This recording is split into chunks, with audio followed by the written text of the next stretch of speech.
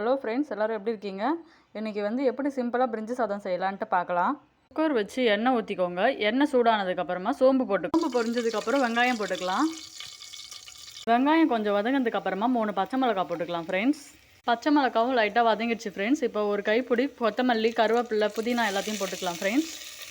1 spoon இஞ்சி பூண்டு paste போட்டுக்கோங்க. இஞ்சி பூண்டு பேஸ்ட்டு பச்சை வாசனை போனதுக்கப்புறமா 2 மீடியம் சைஸ் தக்காளி கட் பண்ணி வச்சுருக்கேன், அதையும் போட்டு கலந்துக்கலாம். தக்காளி மசிஞ்சதுக்கப்புறமா கேரட்டையும் பீன்ஸையும் போட்டு நல்லா ஒரு கலந்துக்கோங்க. தேவையான அளவு உப்பு சேர்த்துக்கோங்க. சிட்டிகை மஞ்சத்தூள், 3 டீஸ்பூன் மிளகாய்த்தூள் சேர்த்து கலரிக்கோங்க. எந்த டம்ளரில் அரிசி போட்டிங்களோ அதே டம்ளரில் அளந்த தண்ணி ஊற்றிக்கோங்க ஃப்ரெண்ட்ஸ். பாஸ்மதி அரிசினா 1 டம்ளருக்கு 1.5 டம்ளர் அளவு, வீட்டு அரிசினா 1 டம்ளருக்கு 2 டம்ளர் அளவுக்கு தண்ணி ஊற்றி கரெக்டாக உப்பு காரம் எல்லாம் செக் பண்ணிக்கோங்க ஃப்ரெண்ட்ஸ். 2 விசில் விட்டு எடுத்திங்கன்னா சுவையான பிரிஞ்சி சாதம் தயார். பிடிச்சிருந்தா எல்ஏ சேனலை சப்ஸ்கிரைப் பண்ணுங்கள், லைக் பண்ணுங்கள், கமெண்ட்ஸ் பண்ணுங்கள். பாய்.